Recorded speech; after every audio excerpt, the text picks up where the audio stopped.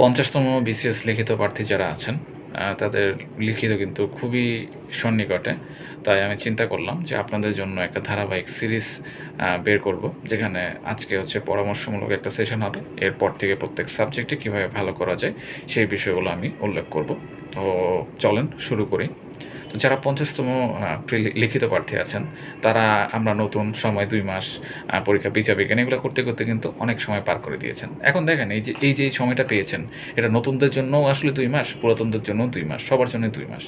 এখন আ বলতে পারেন যারা পুরাতন আছে তারা কিন্তু এগিয়ে আছে। হ্যাঁ, ঠিক আছে, তারা এগিয়ে আছে, তাদের এই পড়াটা শেষ হয়েছে। কিন্তু বিষয়টা কি জানেন? পরীক্ষার আগে শেষ সময় যারা ভালো করে রিভাইজ দিবে, বারবার রিভাইজ দিবে, তারাই না ভালো করবে। আর যারা পুরাতন ক্যান্ডিডেট আছে তাদের একটা মূল সমস্যা কি জানেন? তারা হচ্ছে যখন 2য় বা 3য় লিখিত দেয়, তখন তারা ভালো করে রিভাইজ দিতে পারে না, বা তারা রেগুলারিটি মেইনটেইন করতে পারে না। তখন তারা কারণ হচ্ছে তারা ওই সময় মোটিভেশনটা ধরে রাখতে পারে না। আমি যখন 45তম লিখিত আমার 1ম লিখিত ছিল, এবং আমি তো সেই 1ম লিখিততেই আমার ডিজায়ার ক্যাডারে রিকমেন্ডেড। তো যখন 46 আমার 2য় লিখিত ছিল, এর আগে আমি জাস্ট 1 মাস পড়েছি। 1 মাস পড়েছি, কারণ আমার আসলে মোটিভেশন ধরে রাখতে পারতেছিলাম না। এবং 47 লিখিত আমার 3য় লিখিত ছিল। এটার আগে আমি একদিনও পড়ি নাই, বিশ্বাস করবেন না। এমন না যে 45-এ আসলে খুব বেশি অপটিমিস্টিক ছিলাম। 45-এর রেজাল্টের টেনশনে আসলে বলতে গেলে পড়া হচ্ছিল না। পরীক্ষার আগের দিন আমি জাস্ট ভাবতেছিলাম যে রাত 12টা থেকে আমি বাংলা পড়া শুরু করব। 5টা পর্যন্ত যতটুকু পড়তে পারি, পরে গিয়ে হচ্ছে পরীক্ষা দেব। আল্লাহর অশেষ রহমত, 12টার আগে আমার 45-এর রেজাল্ট হয়ে যায়, আমি রিকমেন্ডেড হয়ে যায়, এবং আমার 47-এ বসা লাগে নাই। তো যদি আমি 47-এ বসতে হতো, একদম না পড়ে রিটেন দিতে হতো, তাহলে এটা মনে হয় আমার ইতিহাসের সবচেয়ে হরিবল একটা এক্সপেরিয়েন্স হতো। তো এই যে আমি আমার কথা বললাম যে 46-47 আমার 2য় এবং 3য় লিখিত ছিল, কিন্তু এখানে কিন্তু আমি ভালো করে পড়ি নাই, বা পড়ার ওইটুকু মোটিভেশন পাই নাই। তাই যারা নতুন আছেন, এটা আপনাকে বলে রাখি, যারা পুরাতন ক্যান্ডিডেট আপনার সাথে ফাইট করবে, ওদের বেশিরভাগই আসলে মোটিভেশন ধরে রাখতে পারবে না, বা তারা কিন্তু খুব বেশি রেগুলারিটি মেনটেন করবে না। এবং বিসিএসে যারা প্রথমবার লিখিত দেয়, তাদেরই কিন্তু সাকসেস রেটটা খুবই হাই। তাই চিন্তা করতে হবে যে এই বিষয়গুলো ফোকাস করে আমরা কীভাবে ভালো করতে পারি। যেহেতু 3-4 লাখ প্রিলি দেয়, এখান থেকে 12,000 লিখিত দিবে, তাই আপনাদের যোগ্যতা কিন্তু আপনারা একবার প্রুফ করেছেন। আপনারা কিন্তু কেউ কারো থেকে কম না। জাস্ট এই শেষ সময়টা নিজেদের মোটিভেটেড রাখতে হবে। কিছু করার নেই।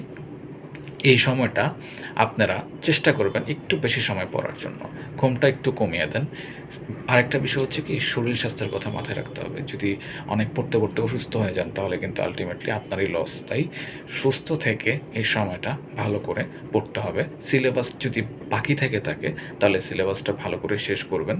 এবং আমি ধারাবাহিক পর্বে বিভিন্ন সাবজেক্টের যে ভিডিওগুলো নিয়ে আসবো, এই ভিডিওগুলোতে খুবই সুন্দরভাবে কোন স্ট্র্যাটেজিগুলো শেষ সময়ে ফলো করলে আপনার দেখা যায় প্রত্যেকটা সাবজেক্টেই আপনার 5 থেকে 10 মার্ক বেড়ে যেতে পারে, সেই বিষয়গুলো আমি ফোকাস করব, যেটা আপনাদের জন্য হেল্পফুল হবে।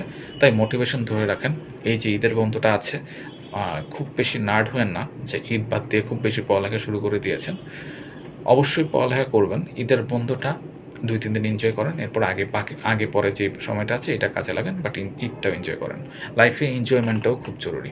দেখা গেল আপনি পড়তেছেনই, আপনি একটু বের হচ্ছেন না, আপনার রিফ্রেশমেন্ট বলে আপনার লাইফে কিছু নাই, তাহলে কিন্তু আপনার একঘেয়েমি চলে আসবে। একটু পড়েন, কিছু গোল সেট করেন, সেই গোলগুলো ফুলফিল করে নিজেকে ট্রিট করেন, নিজেকে একটা চকলেট কিনে দেন, নিজেকে একটা আইসক্রিম কিনে দেন। যদি সেই গোলটা ফুলফিল না করতে পারেন, তাহলে নিজেকে পানিশ করেন, বাট সেটা করেন।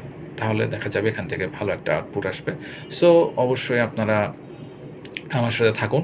আশা করতেছি এই 50তম লিখিত যে সিরিজটা আছে, এখানে আপনারা খুব ভালোভাবে আসলে বেনিফিটেড হবেন। সো আজকে এ পর্যন্তই।